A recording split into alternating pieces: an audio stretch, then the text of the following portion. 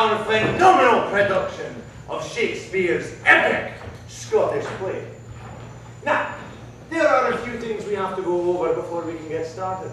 One, we are having an auction, a silent auction. We are auctioning off 4 posters from this show, signed by the entire cast, including yours truly. You're very welcome. There's a sign-up sheet in the back. You can put down your name and your information on your bid, and we'll get back to you. 2, nobody wants to be that milkshake whose cell phone goes off in the middle of a performance. One of you believing you're hard tired, all of a sudden you get the call from your Aunt Mary telling her she finally got the cat fixed. It's embarrassing. Let it be. Turn it off. What's not a human experience? Third, if the person at the door was doing their jobs, each one of you have a program. Inside that program is a list of actor bios that will tell you a little bit about everybody in the show. But also, and probably more importantly, sorry guys, is a list of our sponsors. It takes a lot of money to put on this phenomenal production for you tonight. So we ask that you patronize our sponsors as you continue to patronize this phenomenal piece. And lastly, if you feel as though the paltry sum that you are asked to pay at the door is not compensation enough for such an epic event of entertainment, then please feel free to put a small green thank you note into the base on the back table. Ring the bell, there'll be a mighty row, it'll be a great time. Right, well, that seems as though the wayward sisters are growing bored. And when wayward sisters grow bored, all hell breaks loose.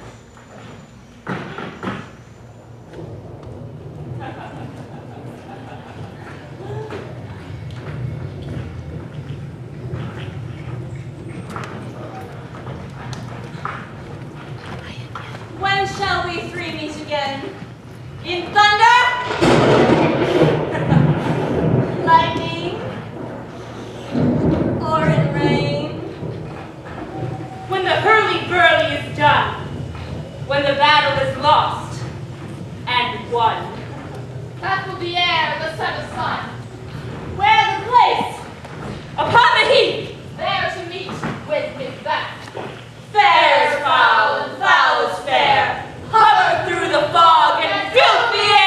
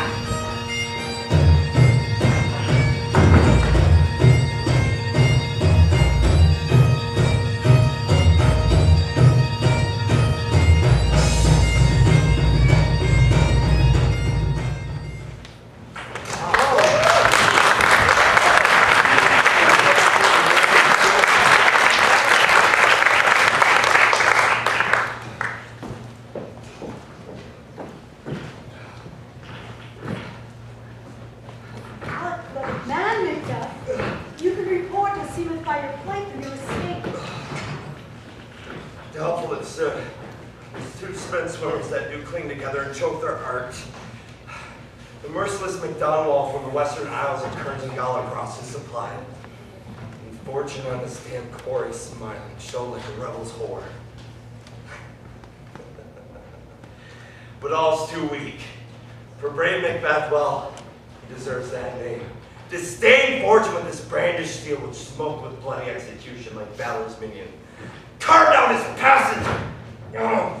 Till he faced the slave, which never shook hands nor bade farewell to him, till he unseen him from the nave to the chops, fix his head upon our battlements. Ah, valiant Macbeth, worthy gentleman.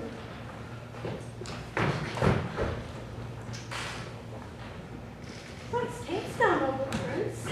Where the Norrean banners flow the sky, and fain our people cold, assisted by that most disloyal traitor, the Thane of Cawdor. God save the Queen! And so this man began a dismal conflict, point against point, rebellious army against army, curbing his lavish spirit. And to conclude, The victory fell on us. Great happiness. No more the fate of Potter will deceive our bosom interest. Go pronounce his present death, and with his former title, greet Macbeth. I see it done. What he has lost, noble Macbeth has won.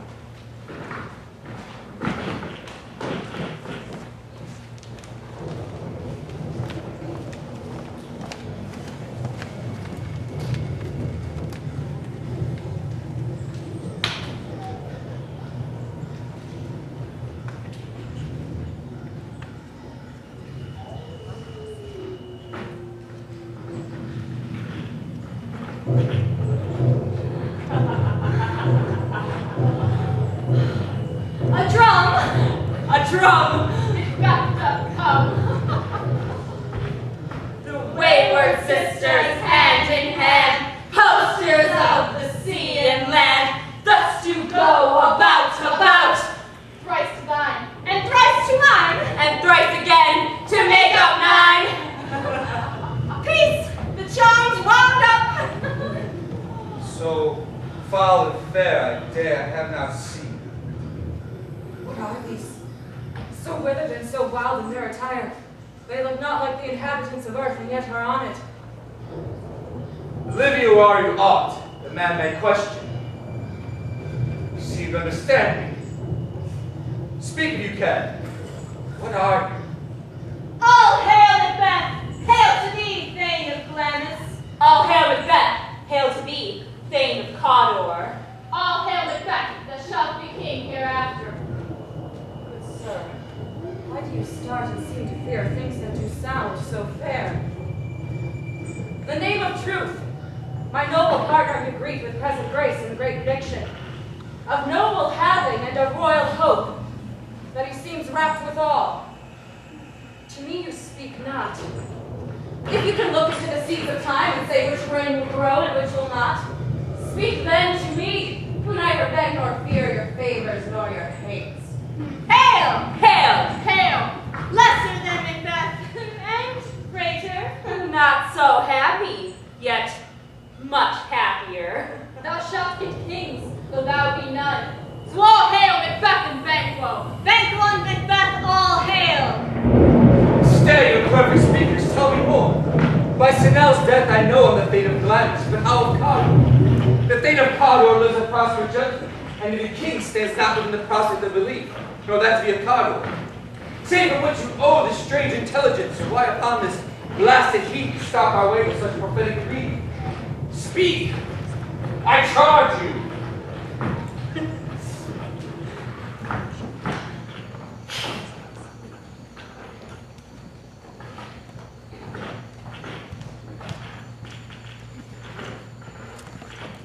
The earth hath bubbles as the water has, and these are of them. Whither are they vanished? Into the air, what seemed corporal, melted his breath into the wind. Would they have stayed? Were such things here as we do speak about, or have we eaten on the insane root which takes the reason prisoner? Your children shall be kings. You shall be king. And the Thane of Cawdor too, once it not so. Well, to the self-same tune and words. Who's here? Queen had happily received Macbeth the news of thy success. As thick as tail can post with post, and everyone did bear. Thy prayers in her kingdom, great defense. We are sent to give thee from our royal mother thanks. And with an earnest of great honor, she bade me, from she, call thee, Thane of Cawdor. Inward tradition, hail most worthy king, sword is thine. What can the devil speak true? The Thane of Cawdor lives. Why do you dress me in borrowed robes? Treasonous capital, confessed and proved, have overthrown him. Thanks to your pains. I hope your children shall be kings when those that gave the Thane of Cawdor to me promise no less to them.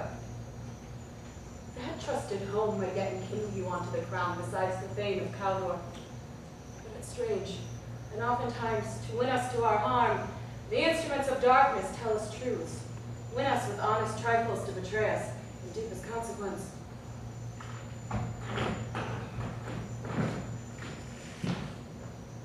Two truths are told, as a happy prologue to the swelling act of the imperial theme.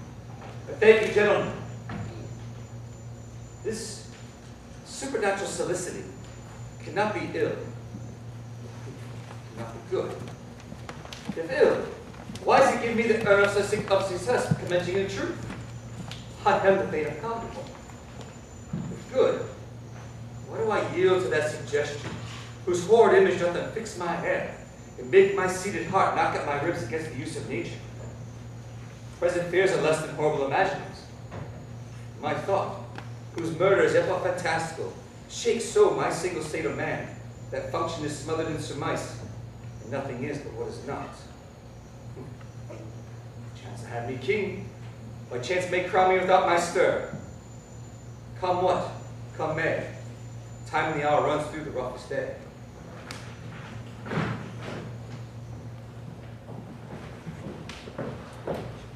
Is execution done on Cawdor or not losing commission yet returned? My liege, they are not yet come back. But I spoke with one that saw him die. He did report that, very frankly, he confessed his treasons, implored your highness' pardon, and set forth a deep repentance. Nothing in his life became him like believing it.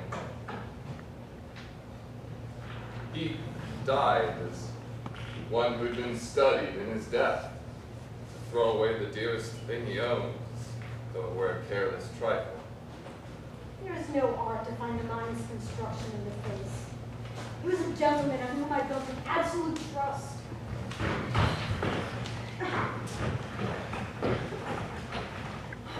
Oh, worthy cousin, yours I do them more than all can pay. The service and loyalty I owe in doing it pays itself. Welcome hither. I have begun to plant thee a labor to make thee full of growth. Noble banquet, there is no less deserved, nor must be known no less for having done so. Let me enfold thee and hold thee to my heart. Well, there if I grow, the harvest is your own. My plenteous joys wanton in sorrow, seek to hide themselves in more drops. From hence to Inverness, and there to bind us further to. The rest is labor which is not used for you. I'll be myself the harbinger and make joyful the hearing of my wife with your approach. So humbly take my leave. My worthy Cawdor.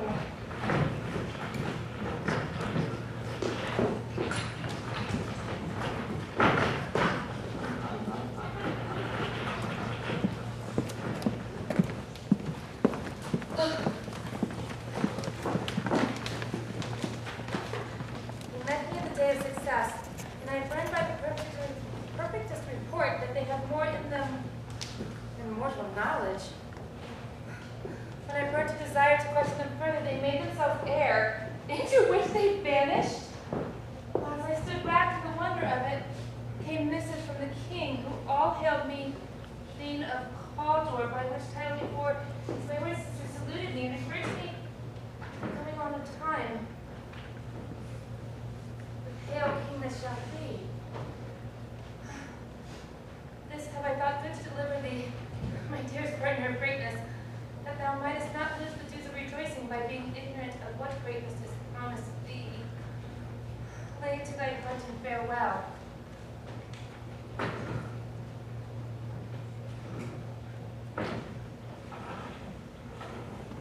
Calm you spirits, that tend on mortal thoughts, unsex me here, and fill me from the crown to the toe, topful, direst cruelty.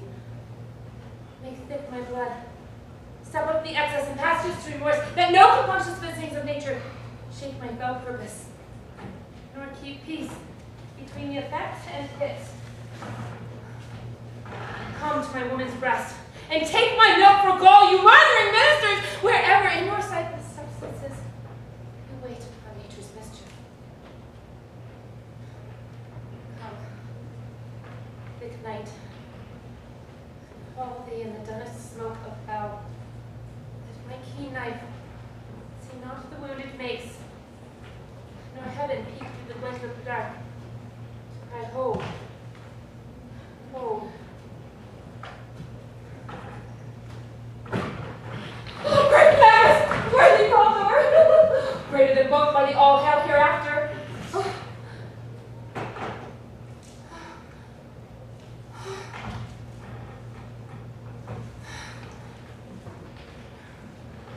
Their letters have transported me beyond this ignorant present, and I feel now the future in the instant. My dearest love, Duncan comes here tonight. And when goes hence? Tomorrow she proposes. Never shall sun tomorrow see. Gladness thou art, and Caldor, it shall be what thou art promised. Yet, to unfear thy nature, is too full of noble human kindness to catch the nearest way. What wouldst be great? Art without ambition, but without the illness should attend it.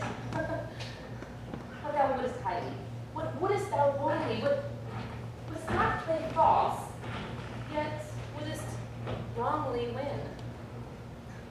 Your face, my fame, is as a book, where men may read strange matters to beguile the time.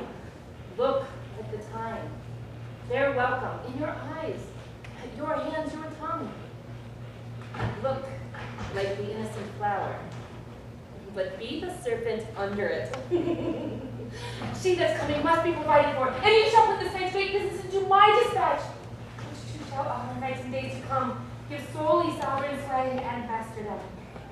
We'll speak further. Only look up clear. Alter favor, or is to fear. Leave the rest to me.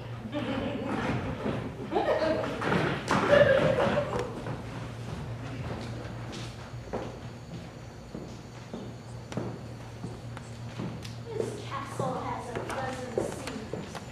The air nimbly and sweetly lends itself into our pleasant senses. This gust of summer, the temple-hunting martlet does approve, by his love imaginary, that the heaven's breath smells wooingly here. No jetty breeze, buttress, nor coign of vantage, but this bird hath made his pendant bed an appropriate cradle. Where they must breed and haunt, I've observed that the air is delicate. See our honored hostess. The love that follows us sometimes is our trouble, but still we think that is love. Herein, I shall teach you how you shall bid God shield us from your pains and thank us for your trouble. All our service at every point, twice done, and then done double. We're poor and single business to contend against those honors deep and broad, wherewith your majesty loads our house. To those of the old and the late dignities heaped up to them, we rest your earmuffs. Well, where's the Thane of Cawdor? He coursed him at the heels and had a purpose to be his purveyor, but he rides well, and his great lock, sharp as his spurs, open to his home before us. Dear lady, we are your guests tonight. Your servants ever have theirs themselves, and what is theirs in common to make honest at your highness' pleasure, still to return your own. Give me your hand, and conduct me to mine host. We love him highly and shall continue to hold him in our favor. By your leave, dear hostess.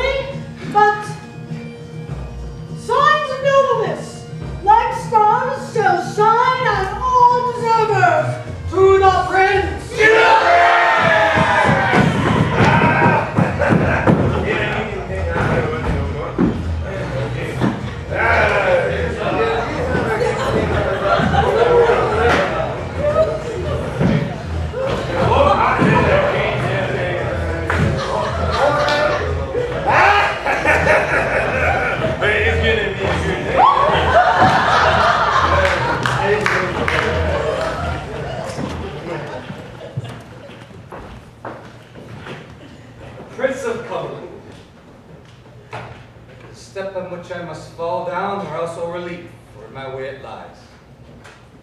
Stars, hide your fires.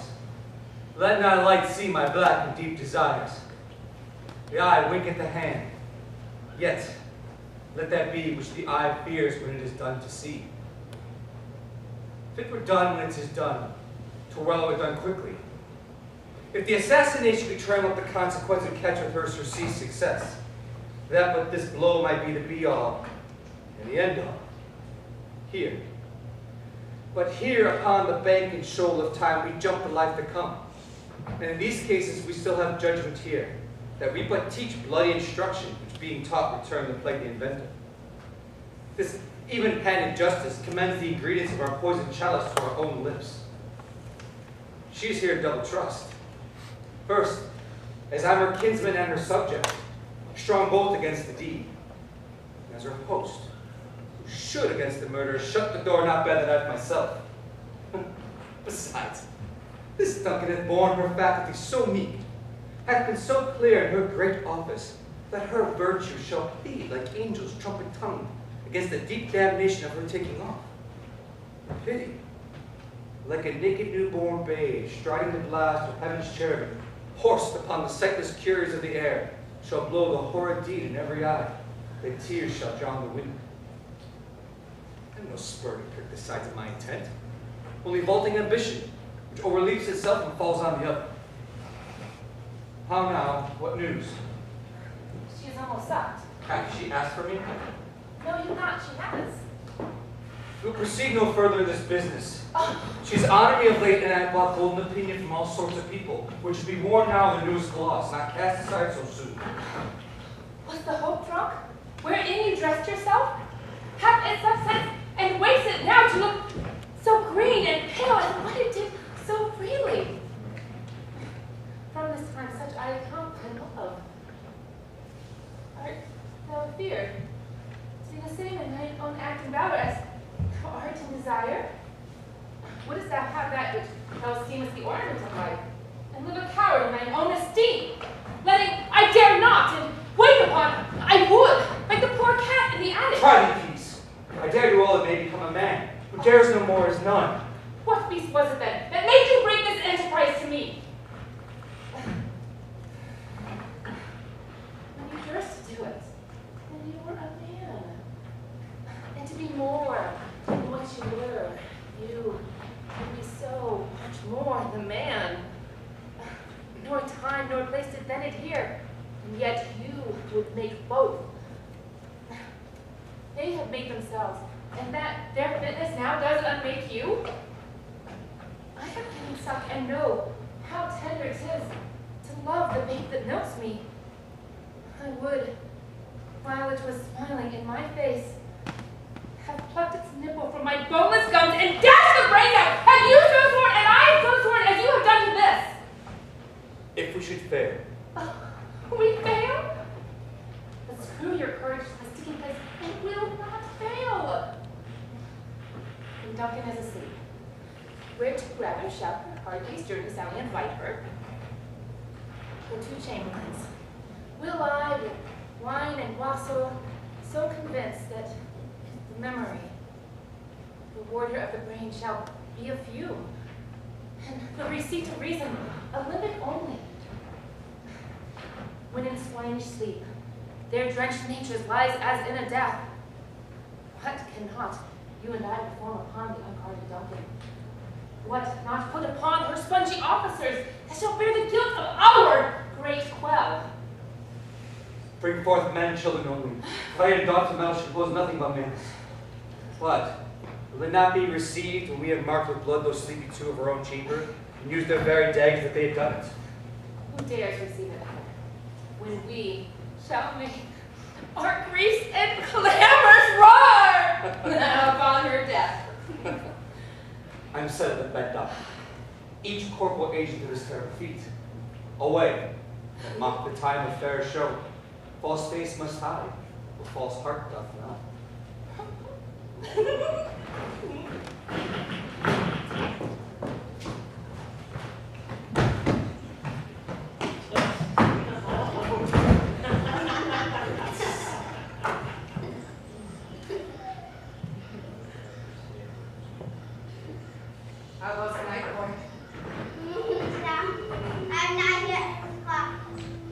goes down at 12.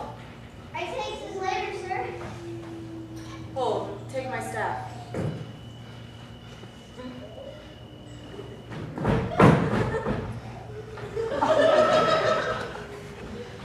There's husbandry in heaven. Candles are all out.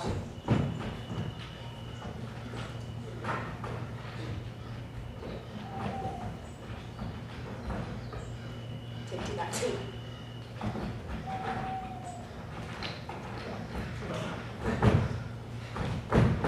Heavy summons lies like lead upon me, and yet I would not sleep.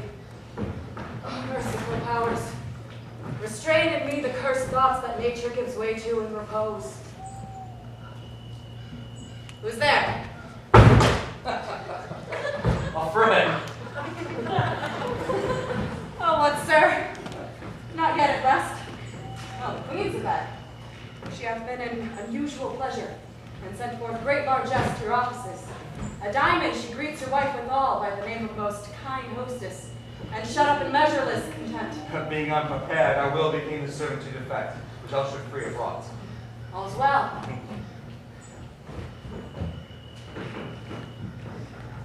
I dreamt last night of 3 wayward sisters. To you they've shown some truth. I think not of them. But yet, when we get a treat an hour to serve, we will spend it in some words upon that business, if you grant the time. At your kindest leisure. If you shall cleave to my consent when it is, it shall make honor for you. So I lose none.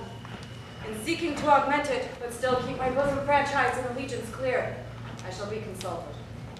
Good proposed a while. Thanks, sir, the like to you.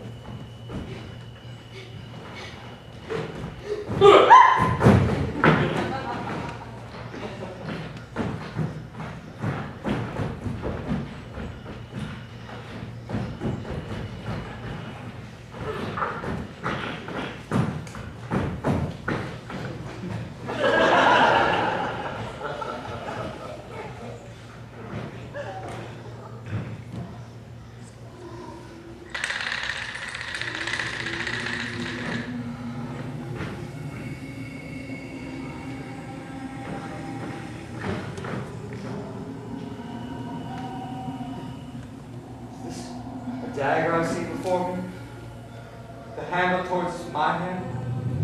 Or come, let me clutch thee. Have thee not yet to see thee still. Art thou not a fatal vision, sensible to feeling as to sight? Art thou a dagger of the mind, false creation proceeding from the heat oppressed brain? See thee yet, in form is palpable which now I draw.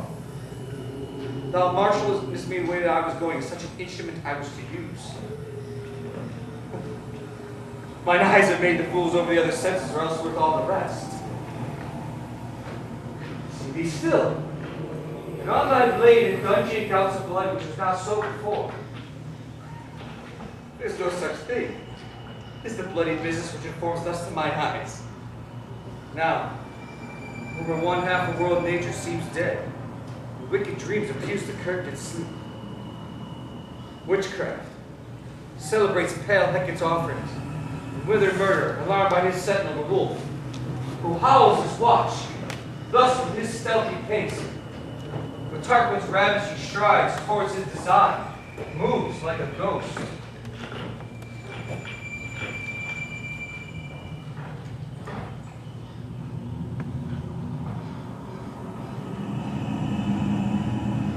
Thou, sure and firm-set earth, hear not my steps, which they may walk, for fear thy stones prate of my whereabouts, and take the present horror from the time which now suits with it. While I threat, she lives. Words the heat of thee too cold breath gives. I go, and it is done. The bell invites me. Hear it not, Duncan, or is it knell that summons thee to heaven or to hell?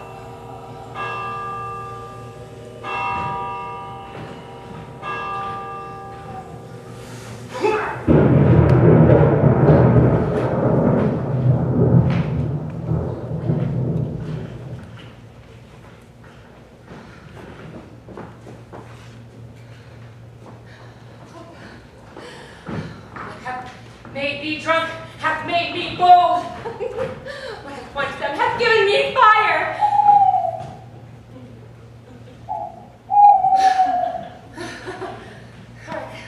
Peace. 'Twas the hour this reached.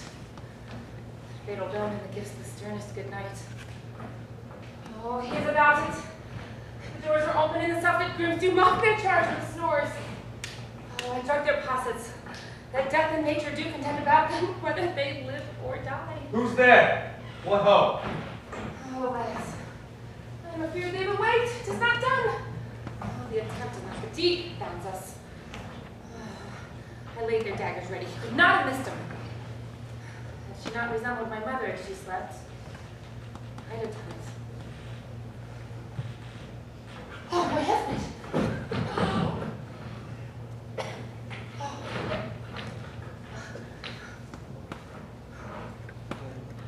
I have done the deed. Didst thou not hear a noise? I heard the owl scream and the crickets cry. Did not you speak? When? Now. As I descended. Aye. Hark! Who lies in the second chamber? Donald Bain. This is a sorry sight. Oh, it's a foolish thought to say a sorry sight. One did laugh in his sleep, and one cried murder as they did wake each other. I stood and heard them, but they did say their prayers and addressed them again to sleep. If there are two eyes together. One cried, God bless us, and amen the other, as he see me with these hangman's hands. Listening to fear, I could not say amen when they did say God bless us. Consider it not so deeply. But wherefore could I not pronounce amen when I had most need of blessing? In amen stuck in my heart. These deeds must not be thought of after these ways, and so it will make us mad. Methought I heard a voice cry, sleep no more. Macbeth does murder sleep. The innocent sleep. Sleep that knits up the raveled sleep of care. Death of each day's life. Sore labor is bad. Balm, hurt mind. Great nature's second course, chief nurse in life's feast. What do you mean? Still, he cried through all the house. Glamis has murdered sleep. Therefore, Cawdor shall sleep no more. Macbeth shall sleep no more. My pretty thing, who was it that thus cried? You do unbend your noble strength to think so bring sickly of things. Go, get some water and wash this filthy witness from your hands. Oh! Why did you carry the daggers from the place? They must lie there. Go, carry them and smear the sleeping grooms with blood. I'll go no more. I'm afraid to think what I've done. Look on us again, I dare not. Infernal purpose, give me the daggers. Tis a childhood to fear a painted devil. If she do bleed, I'll gild the faces of the grooms with awe, for it must seem their guilt.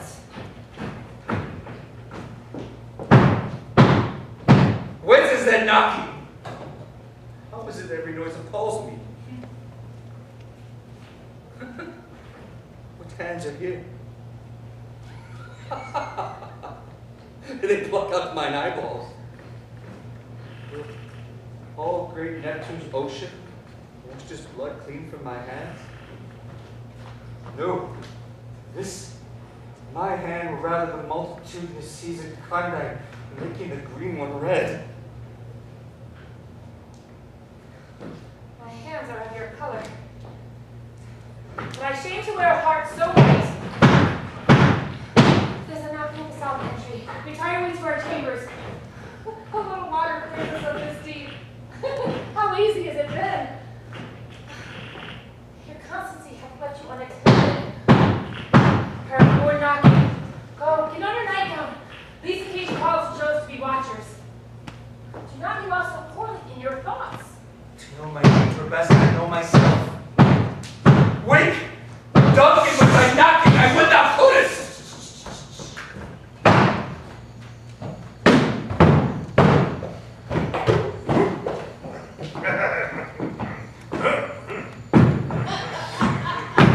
Well, here's a knocking indeed, huh?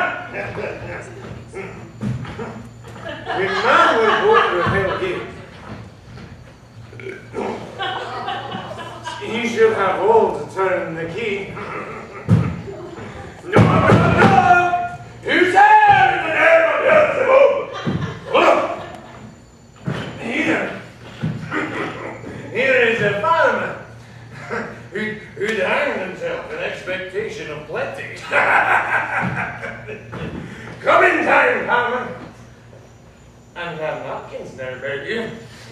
Here, you'll sweat for it. Oh. No!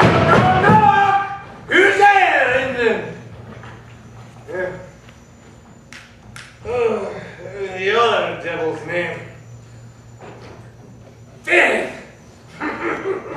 Here's an equivocator who could weigh ambuscades against either scheme. Who committed treason enough, for God's sake, it could not equivocate to heaven. Come here, equivocator. Come on. Sit down, you know you better show what you're doing.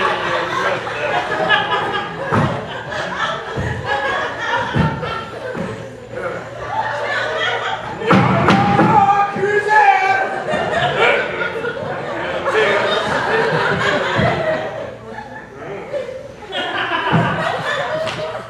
Feed.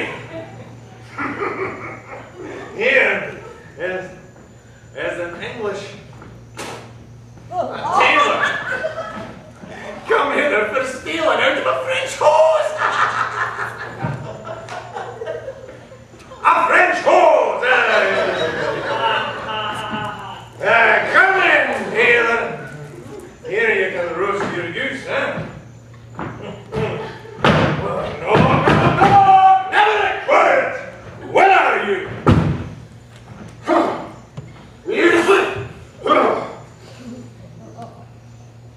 Oh, this place is too cold for hell. On devil portrait, no further. I had thought to let in some of all professions that go the primrose way to the everlasting bonfire. And on! Remember the quarter! Was it so late, friend, ere you went to bed that you do lie so late?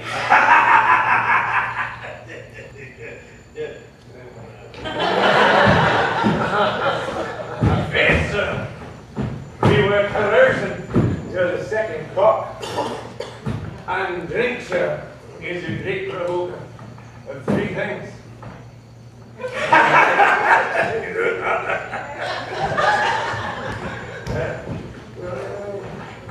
Tell me, what three things does drink especially provoke? Oh, Mary, sir, Mary! A nose painting, sleep, and urine!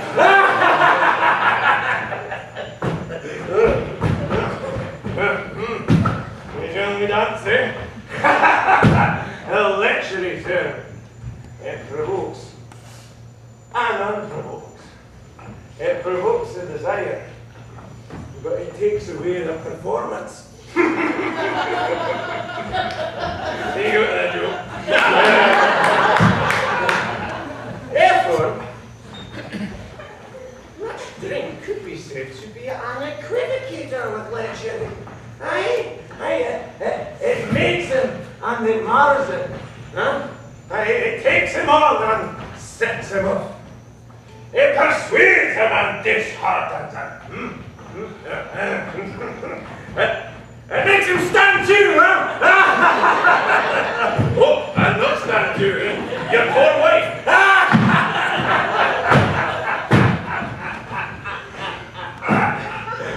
In conclusion, it equivocates him in a sleep and giving him the lie. It leaves him. I believe drink gave me the lie last night. Oh! Damn right, it did, sir. And they very true to me. But I recruited him for his life. And I think being too strong for him. Oh, though he took up a leg sometimes yet. Yeah, I made a shift to Costin. Hey, I can't stay in anymore. Oh, you look at something in my bed. Hey, did you know that? Oh!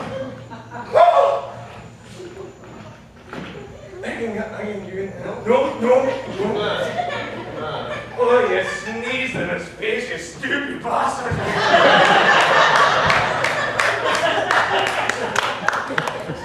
Tomorrow, noble sir. Tomorrow both. Is the Queen stirring worthy paid? Not yet. She did command me to call timely on her. I've almost slipped the hour. I'll take you to her. I know this is a joyful trouble to you, but yet 'tis one. The labor we delight in physics paid. This is the door. I'll make so bold to call, for 'tis my limited service. Goes the Queen hence today? She does. She did appoint so. The night has been unruly. Where we lay, our chimneys were blown down. And, as they say, lamentings were heard throughout the air. Strange screams of death, prophecy, and accents terrible, dire combustion, and confused defense. New hatched, woeful time. Some obscure bird did clamor the livelong night. Some say the earth was feverish and did shake. 'Twas a rough night. My young remembrance cannot parallel the fellow to it. Horror. Tongue nor heart cannot conceive nor name thee. What's the matter? Confusion now hath made his masterpiece. Most sacrilegious murder hath broke ope the Lord's anointed temple and stole thence the life of the building. What did you mean the life? Mean you her majesty? Do not bid me speak! See and then speak yourselves! Awake! Ring the alarm bell! Murder and treason! Banquet, that Malcolm, awake! Shake off the downy sleep, this counterfeit look at death itself! Up and see the great doom's image! Banquet, that and from your graves rise up like sprites, countenances horror. Ring the bell! What's the business? There's such a hideous trumpet call to probably the sleepers of the house. Speak! Speak! Oh, gentle lady, 'tis not for you to hear what I can speak. The repetition in a woman's ear would murder as it fell. Banquet. The royal master's murdered. What? In our house? Too cruel anywhere. No. I prithee contradict myself and say that it is not so. Had I died an hour before this chance, I had lived a blessed time. For from this instant there is nothing serious in mortality. All is but toys. The renown and grace is dead. The wine of life is drawn, and the mere lees has left this vault to brag of. What is amiss? You are. You do not know it. The spring, the head, the fountain of your blood is stopped. The very source of it is stopped. Your royal brothers were rejected. By whom? Those who were in chamber, seeing the done. Their faces and hands were all badged with blood, as were their daggers, which, unwiped, we found on their pillows. They stared and seemed distracted. No man's life was to be trusted with them. Oh, yet I do repent me of my fury that I did kill them. Wherefore did you so? The expedition of my violent love outrun the pulse of reason. Here, lay Duncan, her silver skin laced with her golden blood. Her gashed stand looked like a breach in nature for ruin's wasteful entrance. There, the murderers, steeped in the colors of their trade, their daggers unmannerly breached with gore. Who could refrain who had a heart to love? And in that heart, courage to make love known. Oh, help me! It's, oh! Look to the lady. Do we hold our tongues, that others may claim this argument for our own? It should be spoken here, where our fate hidden in our hold may rush and seize us. It's away. Our tears are not yet brewed. Nor our strong sorrow set upon the foot of motion.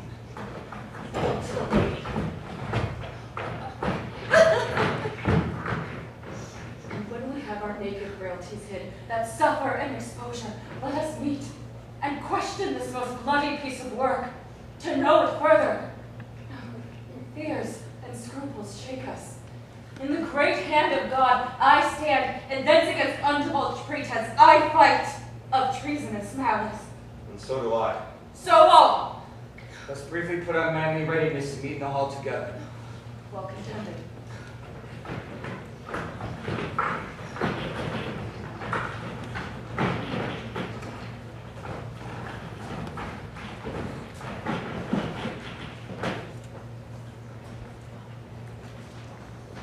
What would you do?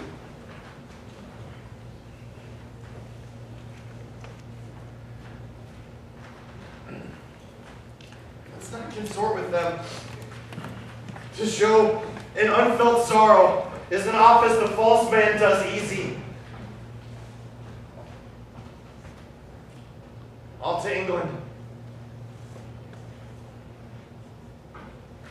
To Ireland, I. Our separated fortunes shall keep us both safer. Where we are, there are daggers and men smile. The near in blood, the near and bloody. This murderous shaft that's shot hath not yet lighted, and our safest way is to avoid the aim. Therefore, To horse. And let's not be dainty in our leave-taking, but shift away. There's warrant in that theft, which steals itself when there's no mercy left.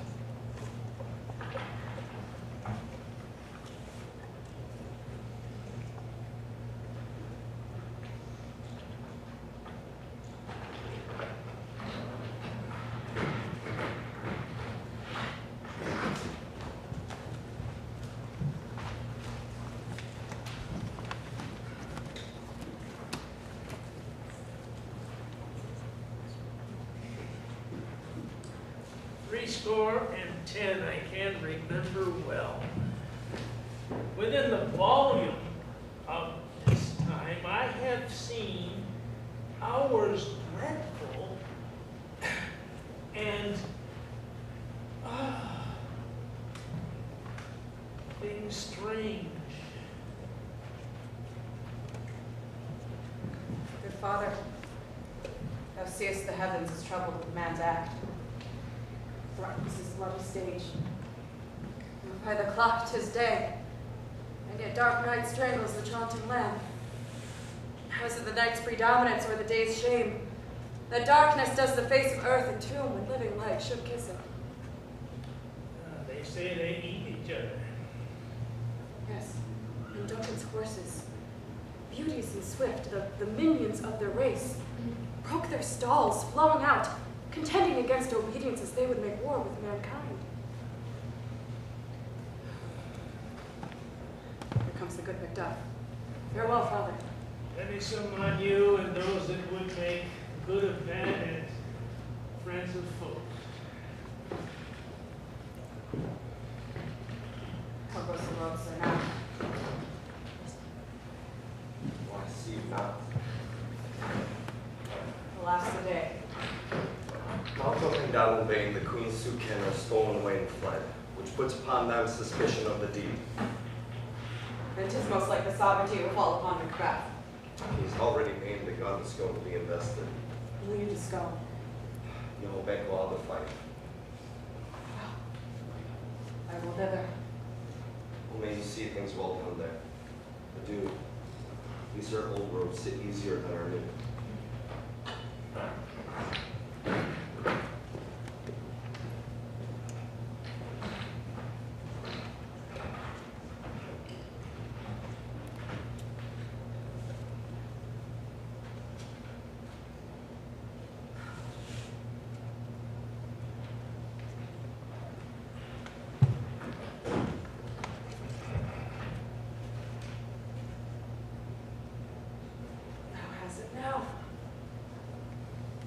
King, Cawdor, Glamis, all as the wayward women promised, and I fear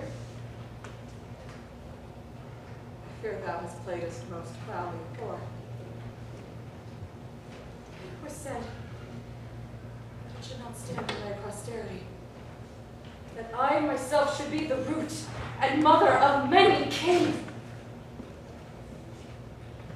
Here come truth from them, as upon thee, Macbeth, their speeches shine.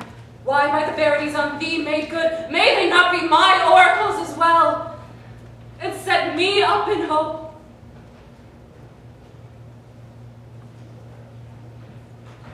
Hush.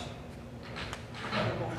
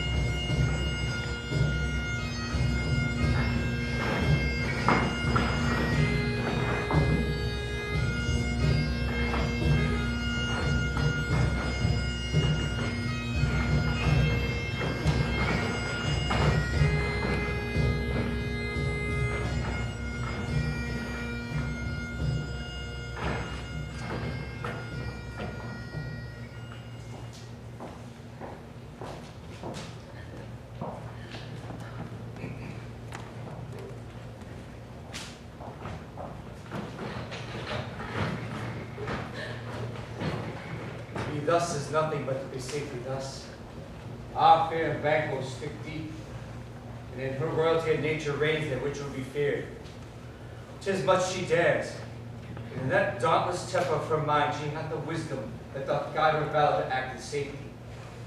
There's none but her whose being I do fear, and under her my genius is rebuked, as it is said Mark Antony's was by Caesar. She chided the sisters when they first put the name of king upon me, and bade them speak to her. Then, prophet-like, they hailed her mother to a line of kings. Upon my head, they placed a fruitless crown, put a barren scepter in my grip, thence to be wrenched with an unleal hand, no son of mine succeeding. If it be so, for Banquo's issues have filled my mind. For them, the gracious Duncan, have I murdered, put rancors in the vessel of my peace, only for them, and mine eternal jewel given to the common enemy of man, to make them kings, the seeds of Banquo kings. Rather than so, come fate into the list and champion me to the utterance. Who's here? Our chief guest. If she had been forgotten, it had been as a gallop in our great feast. And, all thing unbecoming. Tonight we hold a solemn supper, sir, and I will request your presence.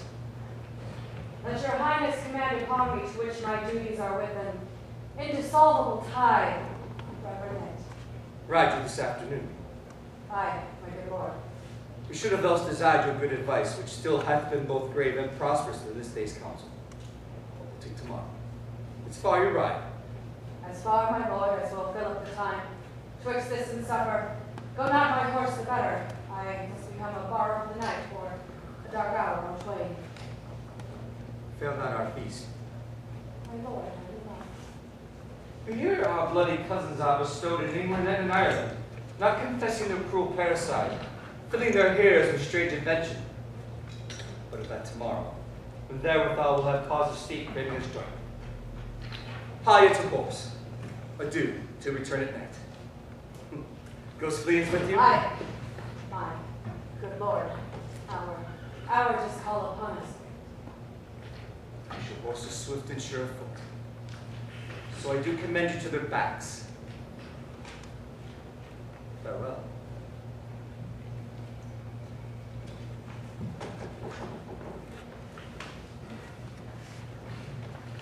All of you know Banquet was your enemy? 'Tis true, my lord. So she is mine, and in such bloody distance in every minute of her being thrust against my nearest of life. Shall, my lord, perform the task you command. Fleance, her son, that keeps her company, whose absence is no less material to me than is his mother's, must embrace the fate of that dark hour. We are resolved, my lord. Call upon you straight. Abide within. To conclude, Banquet, thy soul's light.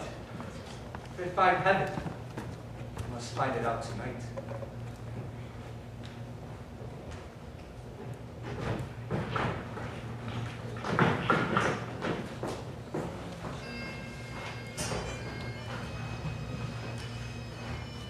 We'll be ready tonight.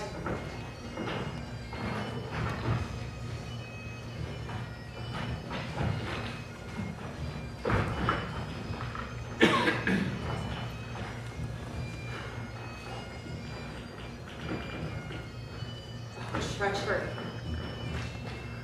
Fly, please, fly. Fly!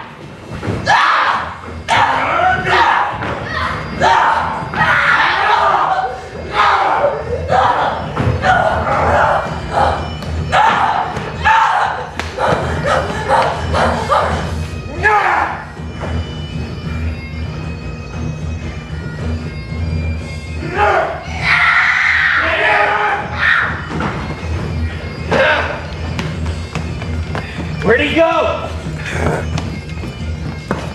Let me get past you. See him. Where is I?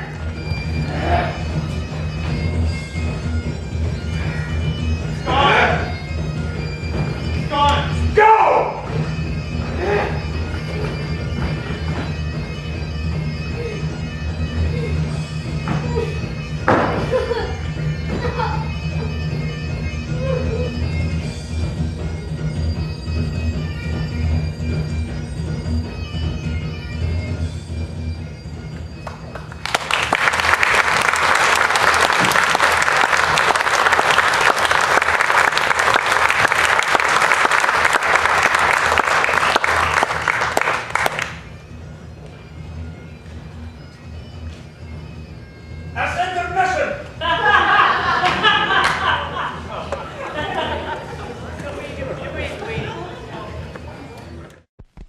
Show starts in 10 minutes.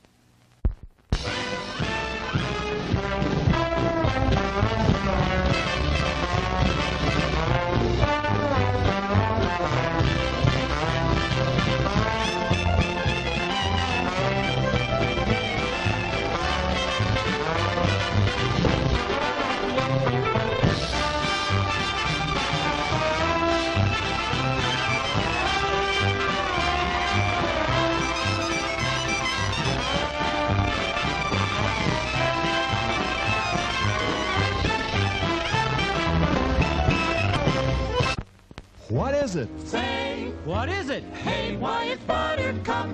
Popcorn, add sweet cream butter to hot popcorn. Mix it up, wrap it up, Buttercup is born. It's delicious. So nutritious. It's a taste delight.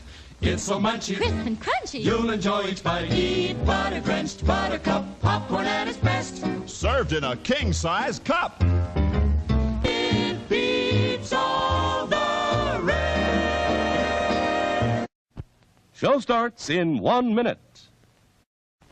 For our patrons, men, women, boys, girls. Through the cooperation of leading business places, you may now have free admission to this theater.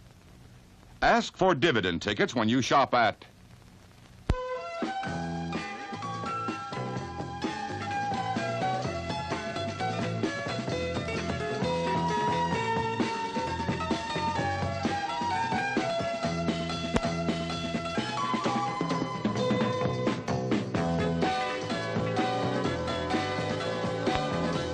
Names of merchants who give dividend tickets are listed in the lobby of the theater and on circulars at the concession stand. Dividend tickets will be accepted on all standard box office priced films. So take a circular with you today and start saving dividend tickets tomorrow when you shop. See your next movie completely free. And now, on with the show.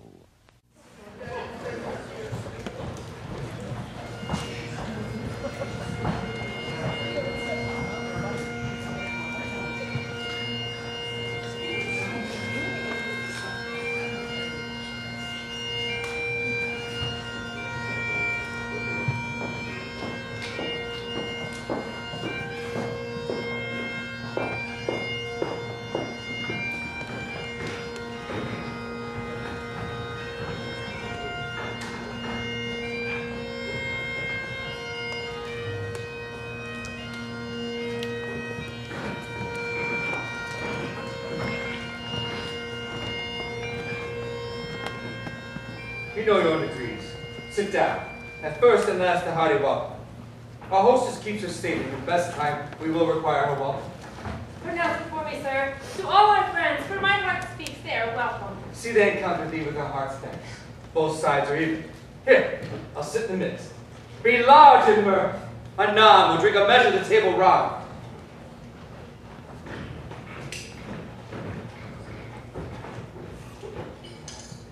There's blood on thy face.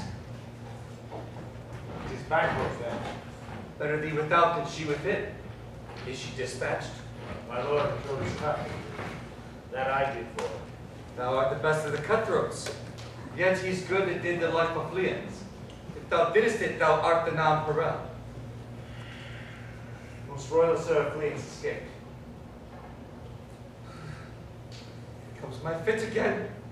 I had else been perfect.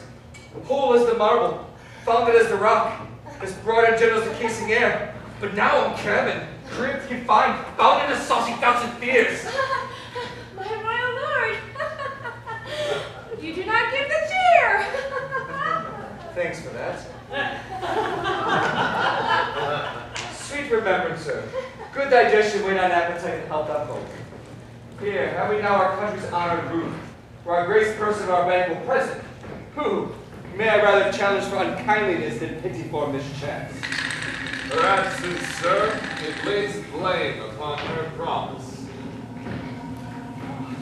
What is it that moves you, my lord? Which one of you done this? Done what, my good lord?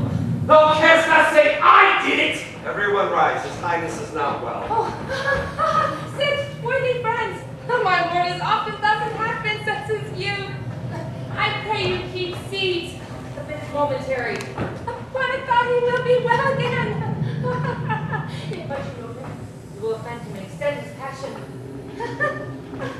Drink, and regard him not. Are you a man? Aye, and a bold one dare look upon that might appall the devil. Stop. This is the very painting of your fear. This is the ear-drawn dagger that you said led you to Duncan. Why do you make such faces? As I stand here, I saw her.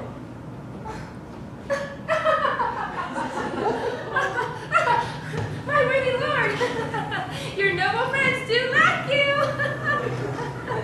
Blood has been shed here now. In the olden time, an humane statute purged the gentle wheel. Aye, and since 2 murders have been performed too terrible for the ear, there was a time that when the brains were out, the man would die, and there an end. But now, they rise again with 20 mortal murders in their crown, and push us from our stools. This is more strange than murder.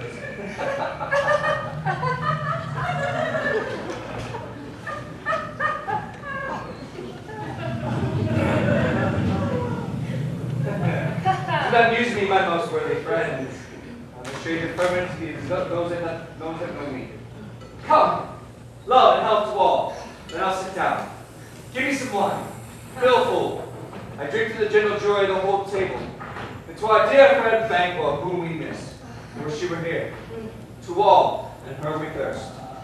To all and all. Our duties and the pledge. Abot! It put my sight! Let the earth hide thee. Thy blow of bones are marrowless, thy blood is cold. Thou hast no speculation in those eyes that thou dost glare with. Oh, think of this appears. But 'tis a thing of custom, 'tis no other. I pray you sit still. Make me strange, even to the disposition that I owe. When now I think you need to hold such sights, keep the natural ruby in your cheeks, but mine are blanched with fear. What sights, my lord? I pray you speak not. He grows worse and worse. Question rages him. At once good night. Good night, and better health attending to matters. A kind good night. We'll have blood, they say. Blood will have blood. What is the night? Almost at odds with morning. Which is which? How sayest thou that Macduff denies his person to our great bidding? You lack the very season to all nature. Sleep. I will. Tomorrow. And be at times I will to the wayward sisters. For more shall they speak. For I am bent to know, by the worst means, the worst. For my own good all causes shall give way. I'm in blood stepped in so far that should I wait no more, returning were as tedious as a go-over. Strange things I have in head that will to hand, that must be acted ere they may be scanned. Oh, well to sleep. My strange self-abuse is the initiate fear that wants our use. We are yet but young, indeed.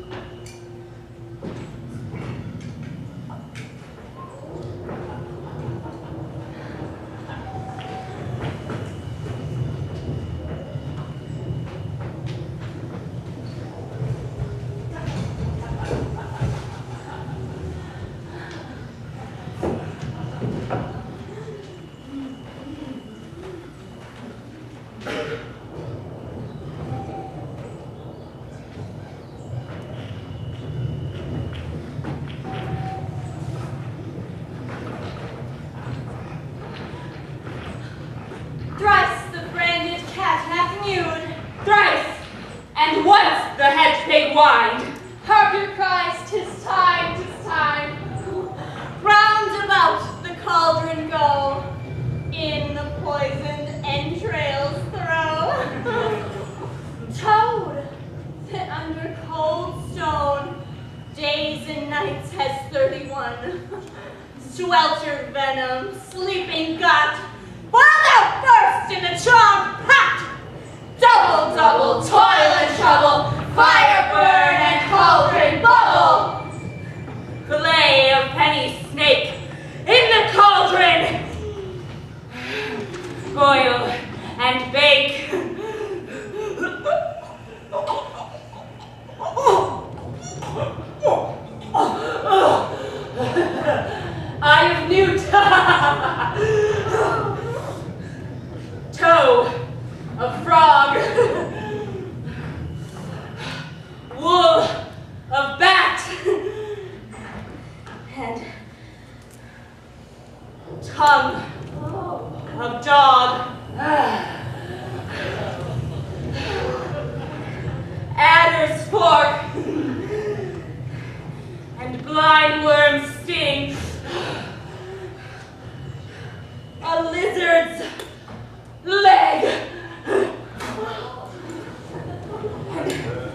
and the owlet's wing.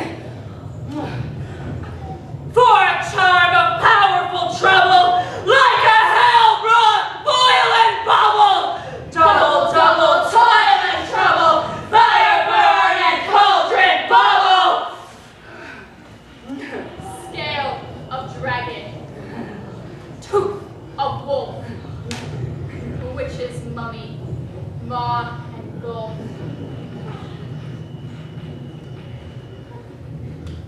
Liver of a blaspheming hue, gall of goat, slips of you, slivered in the moon's eclipse, the nose of male and lady lips,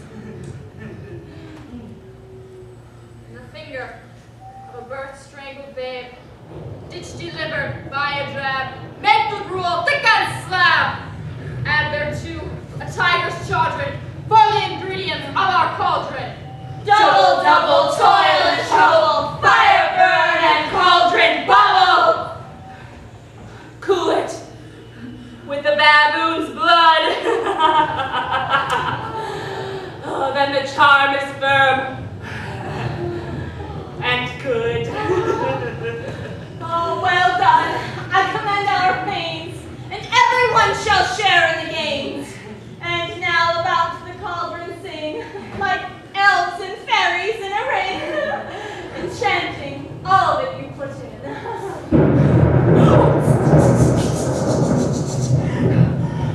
By the pricking of my thumbs, something wicked this way comes. Open locks. Whoever knocks.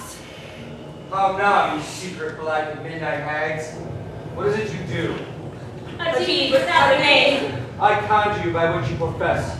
However you come to know it, answer me. Answer me to what I ask you. Speak.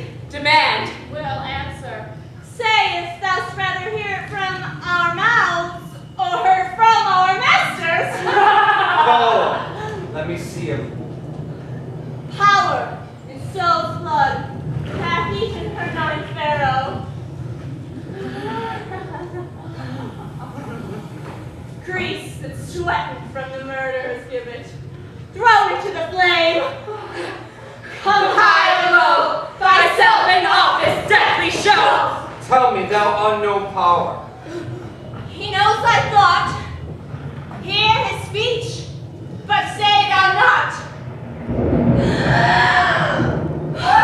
Macbeth! Macbeth! Macbeth!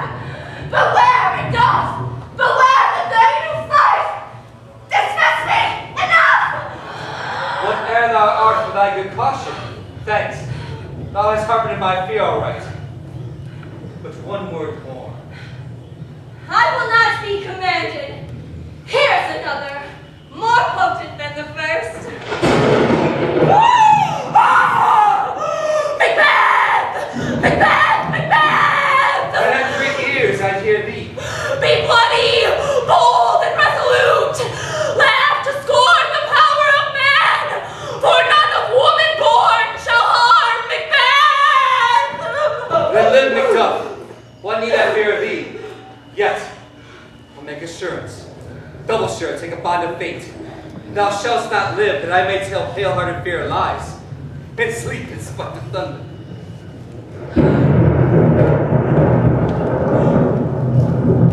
The lion, fellow proud, take no care. Who chafes, who frets, who works aspire bizarre. Macbeth shall never vanquish be. To great Bramwood, to high dusty hill, shall come against him. That will never be. Who can impress the forest? Bid the tree, unfix its earthbound roots. Sweet Bodewin's good. Rebellious then rise to the wood of Burnham rise. In our high place Macbeth shall live the least of nature, pay his breath to time immortal custom. Yet, my heart throbs to know one thing. Tell me, if thou art can tell so much, will Banquo's issue ever reign in this kingdom? Seek to know no more. I'll be satisfied. Deny me this, and an eternal curse fall on you. Let me know.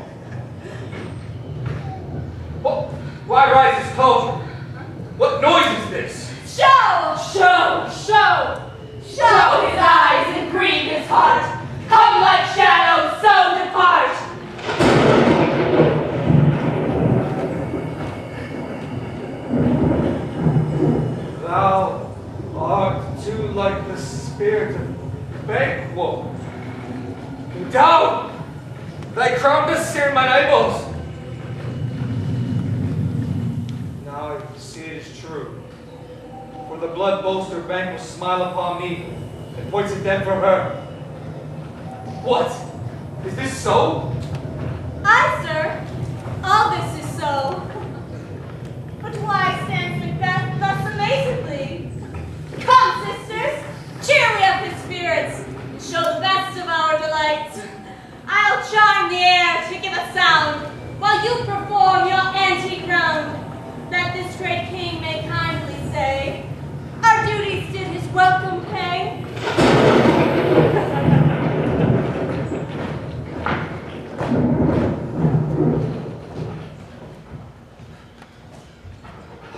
Saw you the wayward sisters? No, my lord. Came they not by you? No, indeed, my lord. Affected me the air whereon they ride, and damned all those entrusted. I heard the galloping of horse. Who was it that came by? 'Tis 2 or 3, my lord, to bring you word. Macduff has fled to England. Fled to England. Aye, my lord. Time now anticipates my dread exploits. The flighty purpose never is overtook unless the deed go with it. From this moment, the firstings of my heart shall be the firstings of my hand. And even now to crown my thoughts with acts, be it thought and done.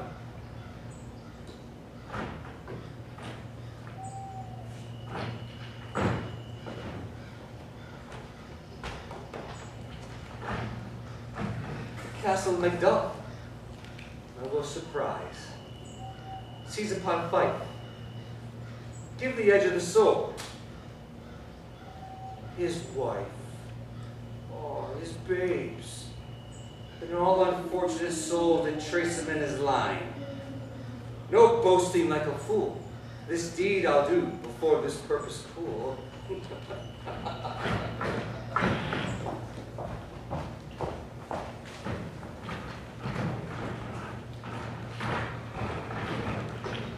What have you done to make him fly the land? You must have patience, madam. He had none. His flight was madness. When our actions do not, our fears do make us traitors. You know not whether it was his wisdom nor his fears. Wisdom.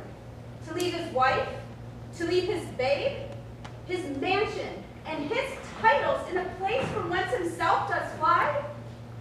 He loves us not. He wants the natural touch.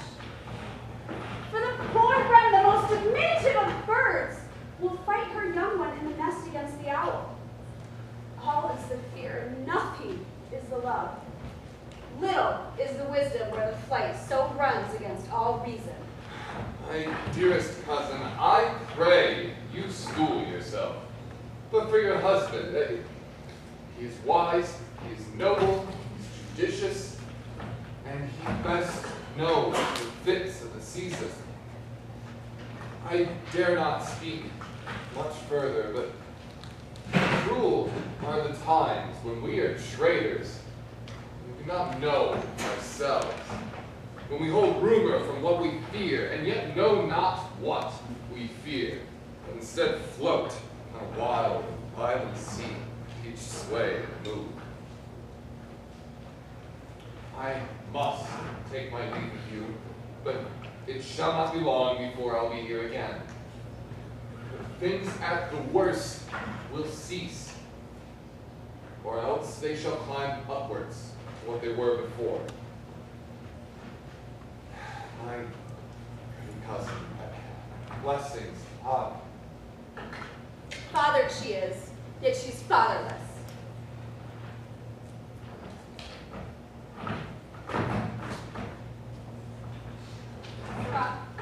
Your father's dead, and what will you do now?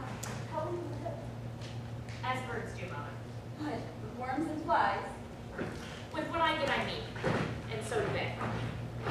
Poor bird, thou'st never fear the net nor line, the pitfall nor the chip. Why should I, Mother? Poor birds they are not set for. How wilt thou do for a father? Nay, how will you do for a husband? Well, I can buy 20 at any market. Then you'll buy them to sell again. Thou talkest with all thy wit. Yet I have faith with wit enough for thee. Was my father a traitor, mother? Aye, he was. What is a traitor? Why, one who swears and lies. And be all traitors that do so. Everyone that does so is a traitor and must be hanged. And must all be hanged that swear and lie? Everyone. Who must hang them? Why, the honest men. Then the liars and swearers are fools, for there are liars and swearers enow to beat the honest men and hang them up. Oh, God help thee, poor monkey. How wilt thou do for a father? If he were dead, you would weep for him. If he would not, it were a good sign I should quickly have a father. Poor prattler, how thou talkest. I don't think some danger does approach you nearly, if you will take a humble man's advice. Be not found here. Hence, with your little one, methinks I'm too savage to do worse to what fell cruelty, which is too nigh your person. I dare abide no longer. Heaven preserve you. Whether should I fly? Oh, what are those faces?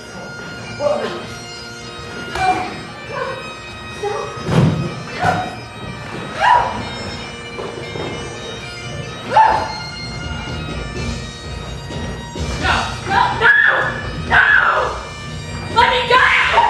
Let me go! Mama! Mama!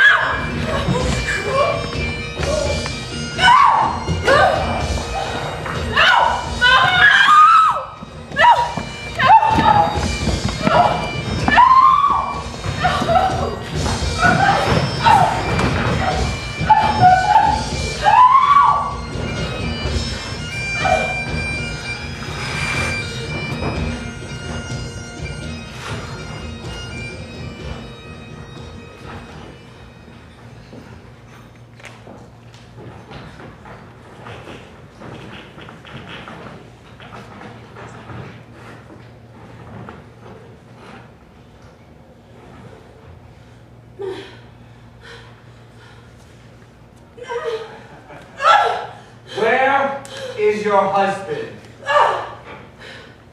I hope in no place so unsanctified, where such as thou mayest find him. He is a traitor. Thou liest, thou shattered village! Ah, what you, young fry of treachery?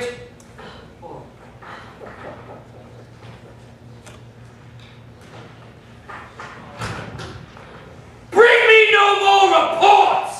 Let them fly all! So burn one removed and does say, I cannot take with fear. What of the boy Malcolm? Was he not born a woman?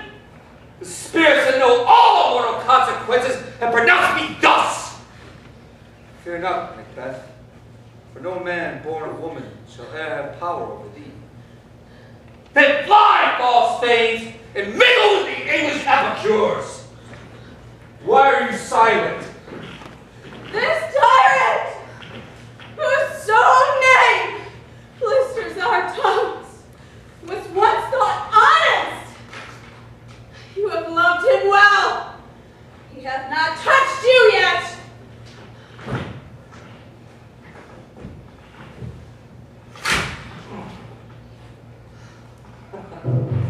No, no, no. I have done no harm! I have done no harm! No! I remember now! I am of this earthly world, where to do harm is often love. But to do a kind of dangerous folly. No!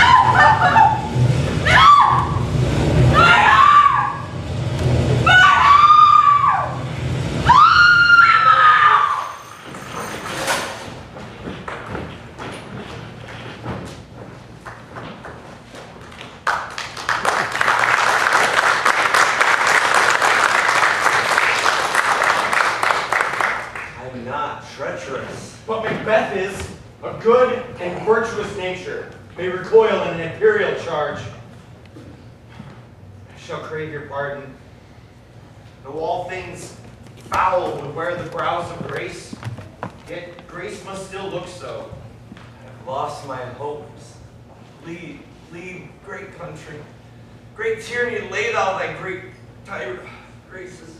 Goodness dare not check thee. Weary thy wrongs, the title is afeard. I think our country sinks beneath the yoke. It weeps, it bleeds, and each new day a gash is added to her wounds.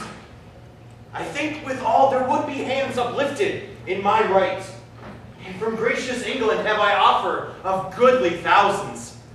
But for all this, when I shall tread upon the tyrant's head, or wear it upon my sword, my poor country shall have more vices than it had before, more suffer and more sundry ways than ever. By him that shall succeed.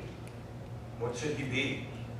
It is myself I mean, in whom I know all the particulars of vice, so grafted, when they are opened, black Macbeth seems pure snow, and the poor state esteem him as the lamb, being compared with my confineless harms.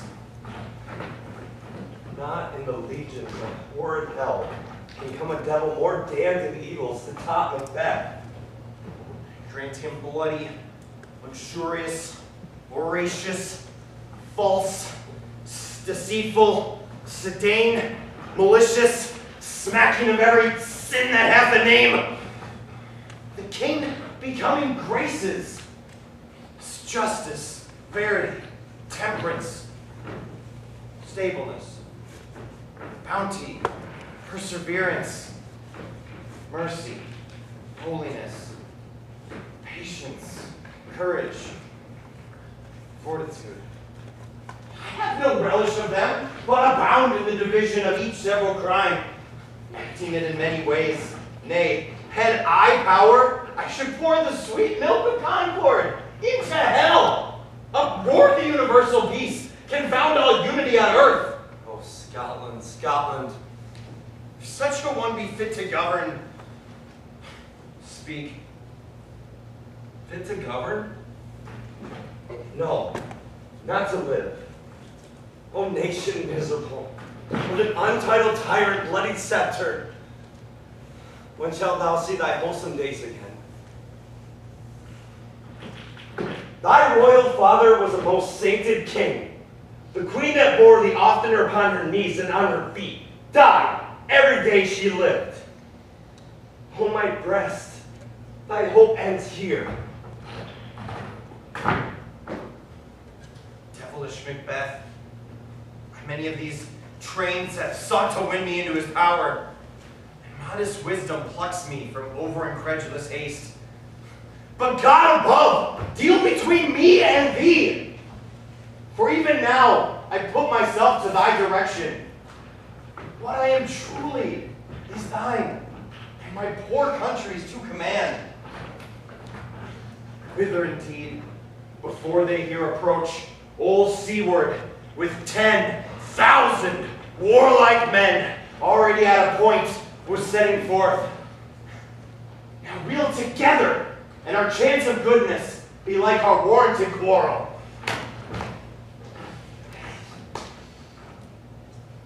See who comes here. My countryman, yet I know him not. My ever gentle cousin. Welcome hither. I know him now. Good God! Betimes remove the means that make us strangers. Sir, amen. Stand Scotland where it did. Alas, poor country, hardly be said to know itself. For we can no longer call it our mother, instead our grave.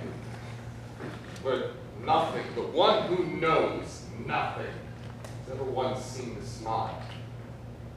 The sighs, the groans, shrieks that rend the air are made not marked. Violent sorrow seems a modern ecstasy. The dead man's knell is scarce asked for whom, Good men die. The flowers in their caps expire. Or else here they sicken.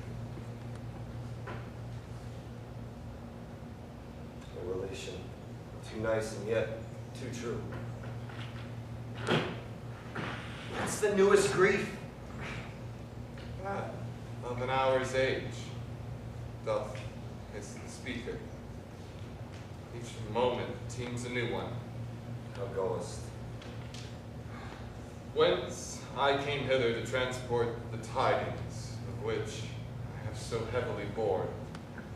There ran a rumor amongst many worthy fellows who are out, whom I feel witnessed the matter.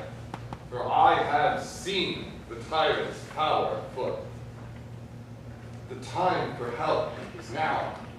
Your eye in Scotland would create soldiers, would make our women fight, doff their dire distresses. Be it their comforts, we are coming thither. Gracious England hath lent us good seaward, and 10,000 men, an older and better soldier, none that Christendom gives out. Would it be that I could answer this comfort with the like? But I have words that would be howled out in the desert air. Your hearing should not latch them. What concern they? The general cause, or is it a fee grief due to some single breast? A mind that's honest, but in it shares some grief, though the main part pertains to you alone. If it be mine, keep it not from me. Quickly, let me have it. Let not your ears forever despise my tongue, which shall possess the heaviest sound they ever yet heard. I guess at it.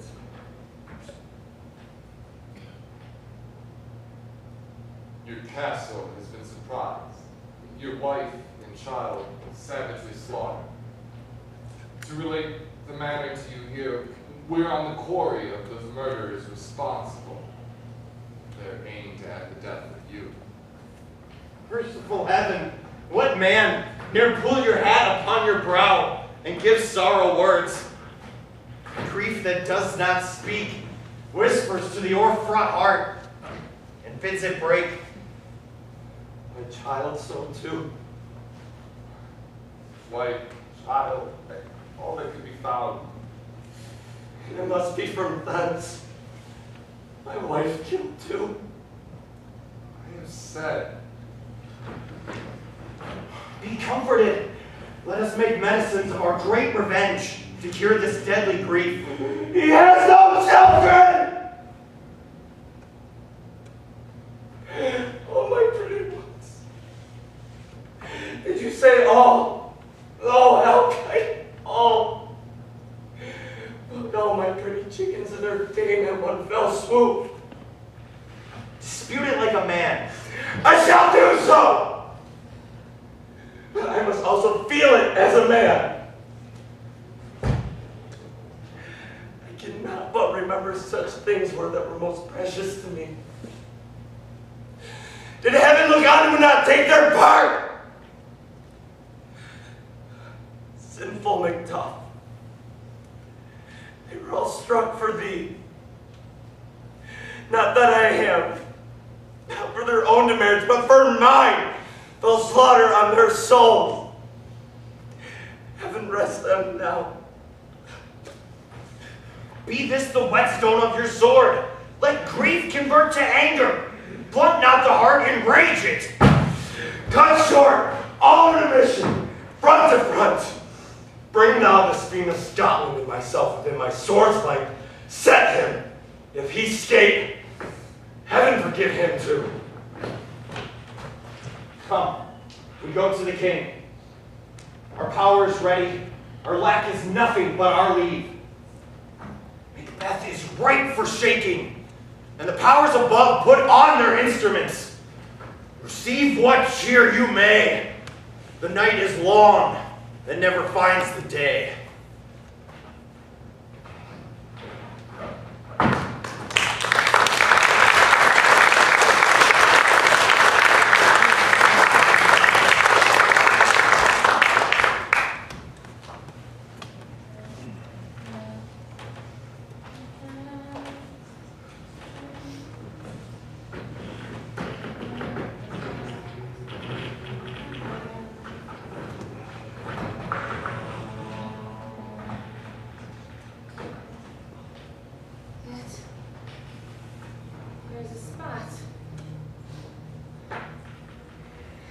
damn spot. Out, I say!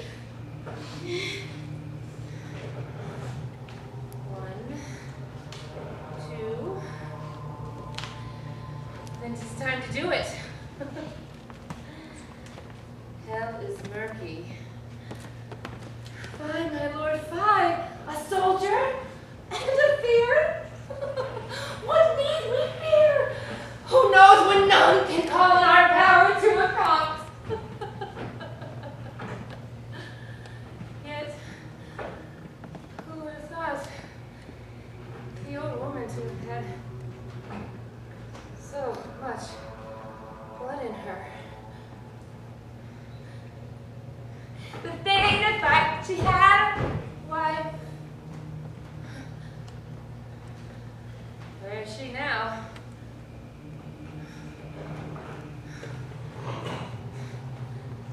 These hands never be clean. No more of that, my lord! No more of that! You are all with this starting!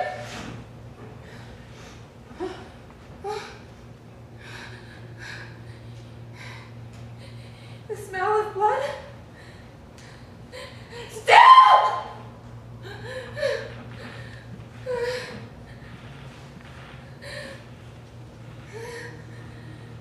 All the perfumes of Arabia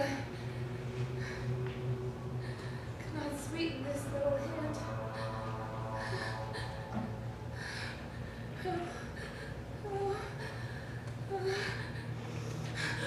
Wash your hands. Put on your nightgown. Look not so pale. Oh, I tell you yet again, Babel is buried. She cannot come out of her grave. To bed. To bed. There's knocking at the gate. Come. Come. Come. Give me your hand. What's done cannot be undone.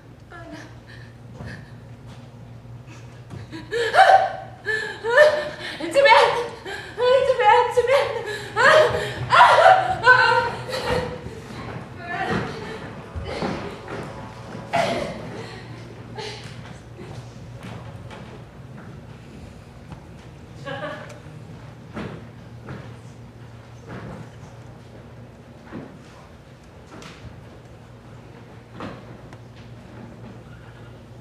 The English power draws near. Led on by Malcolm, his uncle Seawood, and through Macduff. Revenges burn in them, for their dear causes would do to thee, bleeding and grim alarm, excite the mortified man. What does the tyrant? Some say he's mad. Others that lesser hate him do call it valiant fury. But it is certain he will never buckle his distempered cause within the belt of rule. Now does he feel his secret murders sticking on his hands? Now minutely revolts, upbraid his fate breach. Those he commands move only in command, nothing in love. How does he feel his title hang loose above him like a giant's robes upon a dwarfish sleep?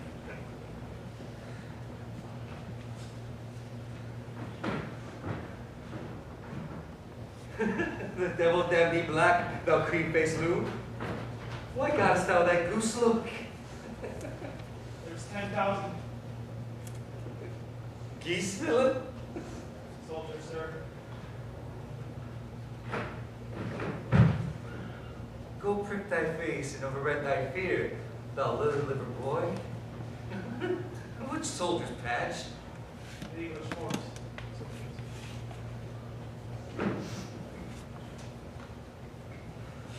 Hang our banners in the upward walls. The cries still they come. Our castle strength will laugh the siege of scorn. Here, let them lie till the famine and the ague eat them up.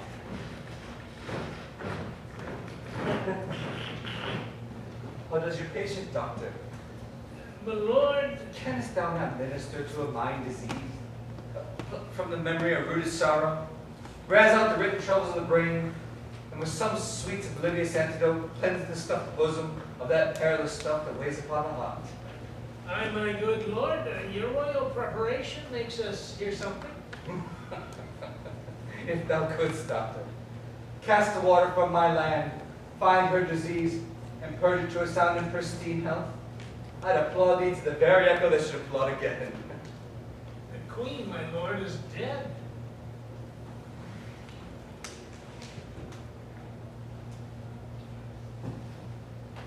She should have died hereafter.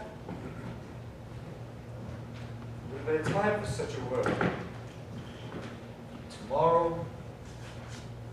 Tomorrow, and tomorrow creeps in this petty pace from day to day to the last syllable of recorded time. And all our yesterdays have lighted fools the way to dusty death. Out, brief candle. The life has been a walking shadow, a poor player that struts and frets his hour upon the stage, and is heard no more. It is a tale told by an idiot, full of sound and fury, signifying nothing.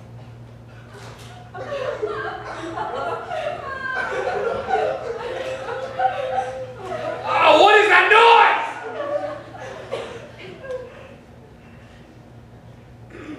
Forgotten, taste of fears. There was a time when my senses would have cooled to hear a night shriek. My fellow pair would, in a dismal treatise, rouse and stir as life were in it.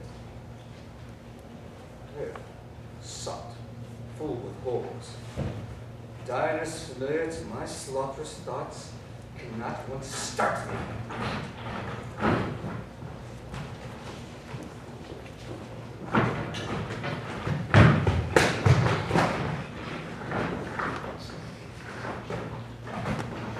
Cousins, I hope the days are near at hand, when chambers shall be safe. We doubted nothing. What wood is this before us? The wood of Burnham. Let every soldier hew him a bough, and bear it before him. Thereby we shall shadow the number of our host, and make discovery ere in report of us. It shall be done.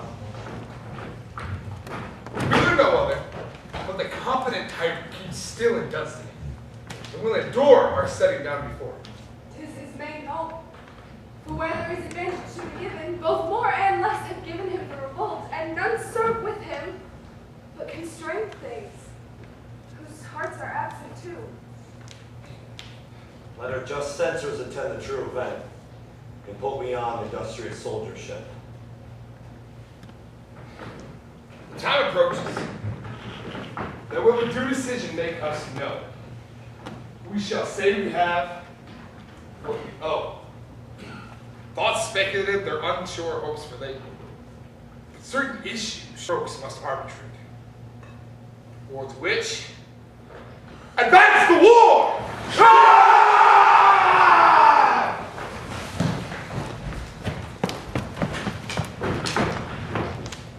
Thou comest to use thy tongue, thy story quickly. My lord, I should report that which I say I saw, but know not how to do it.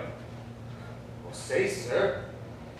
As I did stand my watch upon the hill, I looked toward Burnham, and there methought the wood began to move. You slaughtered slave! Let me endure your wrath if it be not so. Within this 3 miles you can see it coming. I say, a moving grove. If thou speakest false, from the next tree thou shalt hang alive to fan and cling thee. Take thy face hence. Seize it!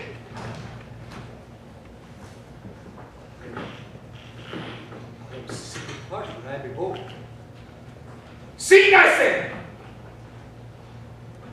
This push will cheer me ever who seeks me now.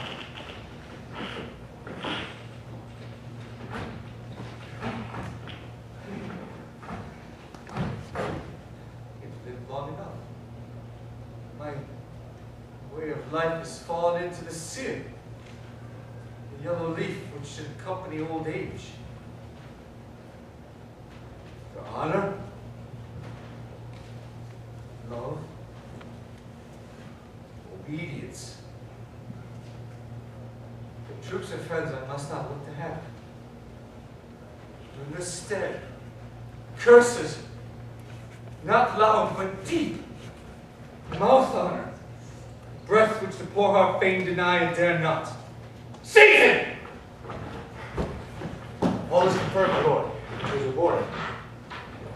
I'll fight till for my bones my flesh be hacked. Bring my armor! It is not yet needed. Ah! Fire! Ah!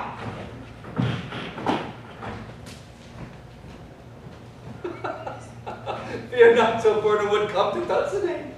And now it would come toward Dunsinane. Arm and out. Ring the alarm bell! Blow wind! Come rack! At least we'll die with harness on our back. Send out more horses! Scour the country round! Hang all those that talk of fear. Bring me my armor!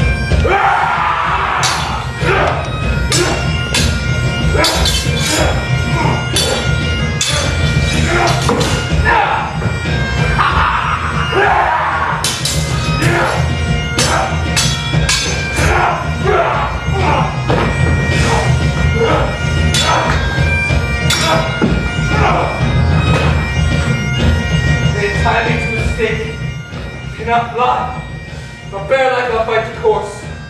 What's he that was not born a woman? Such a one am I to fear, or not? What is thy name? Thou'st to be afraid to hear it. No, though thou callest thyself a hotter name than any is in hell. My name is Macbeth. The devil himself could not pronounce the title more hateful to my ear. No more fearful. Thou liest before time, with my sword I'll prove the lie thou speakest.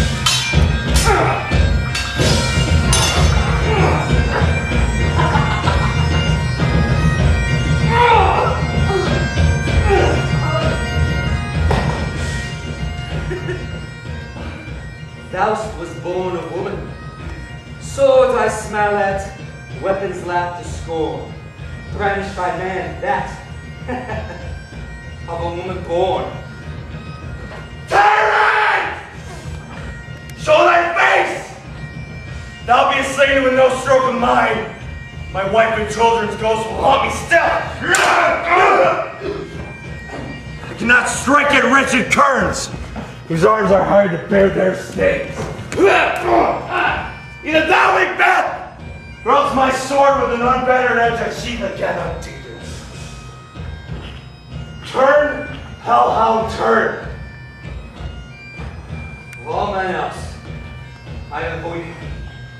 But get me back, for my soul is too much charged with the blood of thine already.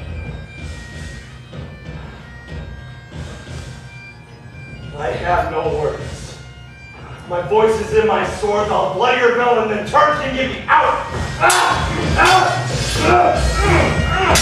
Thou losest labor, and easy mayest thou be in church in air, but thy keen sword and presses make me bleed. Let fall thy blade on vulnerable crest.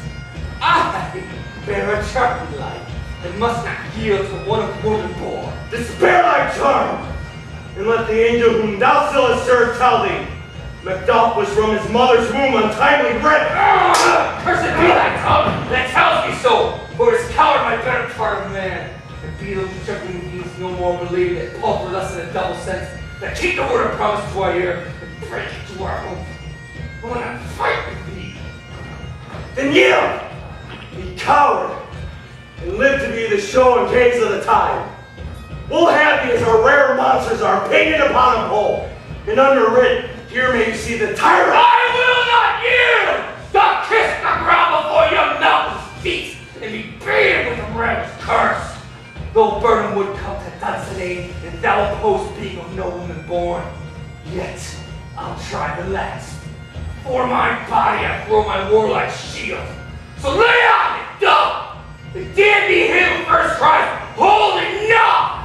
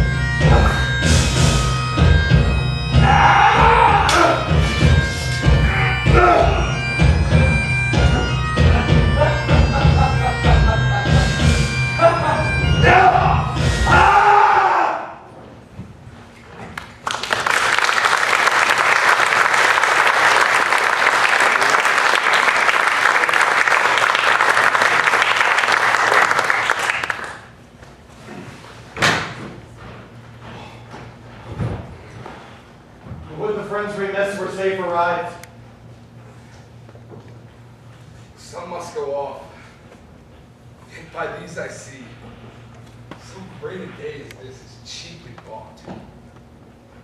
Macduff is missing, and your noble heir. Good child, my lord.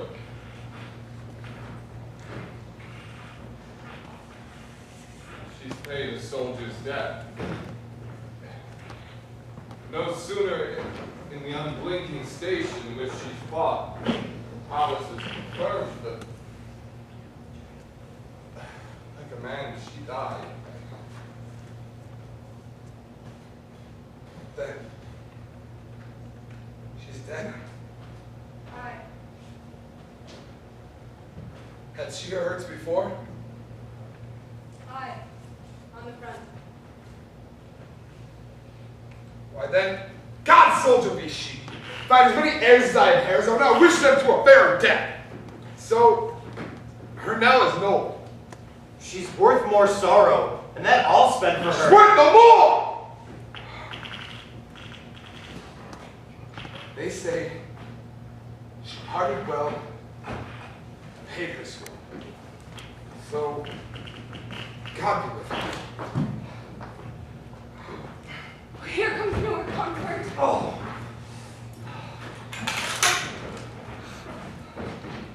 Hail, King,